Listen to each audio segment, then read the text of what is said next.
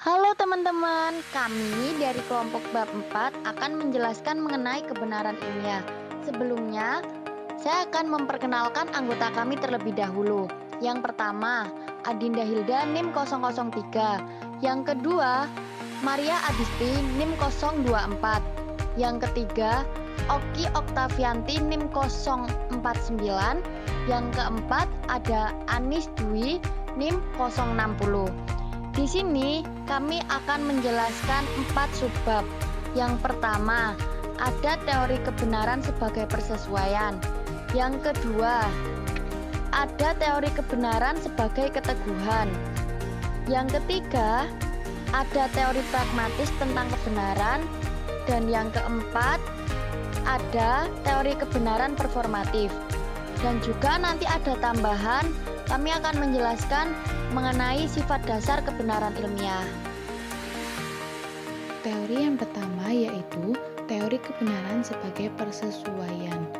Aristoteles meletakkan dasar bahwa kebenaran adalah persesuaian antara apa yang dikatakan dengan kenyataan.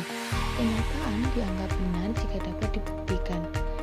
Kebenaran sebagai persesuaian juga disebut sebagai kebenaran empiris. Kebenaran suatu pernyataan proposisi atau teori ditentukan oleh apakah pernyataan, proposisi atau teori itu didukung fakta atau tidak. Contohnya adalah pernyataan bumi itu bulat. Faktanya, bentuk bulat dari permukaan bumi itu disebabkan karena adanya gaya gravitasi di pusat bumi. Gravitasi itu memanipulasi bentuk bumi agar jarak antara permukaan bumi dengan pusat gravitasi sama, atau jari-jari akan sama panjang. Akibatnya bumi akan berbentuk bulat.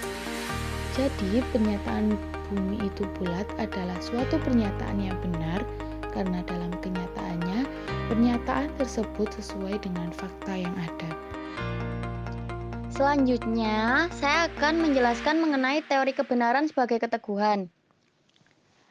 Menurut teori ini, kebenaran tidak ditemukan dalam kesesuaian antara proposisi dengan kenyataan, melainkan dalam relasi antara proposisi baru dengan proposisi yang sudah ada.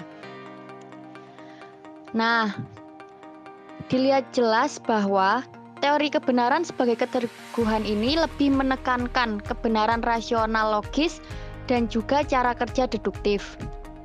Di teori ini juga tanpa perlu dicek dengan kenyataan yang ada. Tetapi ada salah satu kesulitan dan sekaligus keberatan atas teori ini adalah bahwa karena kebenaran suatu pernyataan didasarkan pada kaitan atau kesesuaiannya dengan pernyataan lain. Pada intinya, di teori ini, kebenaran ialah suatu pernyataan yang berdasarkan pada kesesuaian yang sejalan dengan pernyataan lain sebagai fakta. Contoh, ada 3 kalimat. A1, Sokrates adalah manusia. A2, manusia pasti mati. A3, Sokrates pasti mati. Nah, yang menjadi konklusinya atau kesimpulannya ialah A3, yaitu Sokrates pasti mati. Selanjutnya yaitu teori pragmatis tentang kebenaran. Bagi kaum pragmatis, kebenaran sama artinya dengan kegunaan. Jadi, ide, konsep, pernyataan, atau hipotesis yang benar adalah ide yang berguna.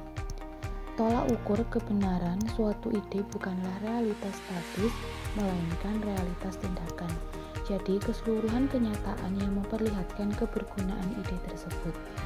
Contohnya, penularan COVID merajalela melalui droplet, maka konsep solusinya pemerintah mewajibkan memakai masker, menjaga jarak, dan mencuci tangan. Ide tadi benar jika ide tersebut berguna dan berhasil menurunkan angka penularan COVID. Selanjutnya, saya akan menjelaskan mengenai teori kebenaran performatif. Menurut teori ini, suatu pernyataan dianggap benar kalau pernyataan itu menciptakan realitas. Jadi, pernyataan yang benar bukanlah pernyataan yang mengungkapkan realitas, tapi justru dengan pernyataan itu tercipta suatu realitas sebagaimana yang diungkapkan dalam pernyataan itu. Contohnya, Jokowi melantik Risma sebagai Menteri Sosial. Dengan pernyataan itu tercipta sebuah realitas baru, yaitu Risma sebagai Menteri Sosial. Nah, di teori ini juga dapat dipakai secara positif, tetapi juga di pihak lain dapat pula dipakai secara negatif. secara positifnya, misal, dengan ini saya mengangkat kamu menjadi bupati. Itu adalah kalimat positif. Lalu kalimat negatifnya ialah, saya berjanji tidak akan berselingkuh. Lalu kenyataannya ternyata berselingkuh. Karena teori kebenaran performatif ialah benar, yaitu menciptakan realitas, maka dari itu positif dan negatif ini memang menciptakan realitas. Seperti itu. Selanjutnya yaitu sifat dasar kebenaran ilmiah. Kebenaran ilmiah mempunyai 3 sifat dasar, yaitu struktur yang rasional, logis, isi empiris, dan dapat diterapkan atau pragmatis.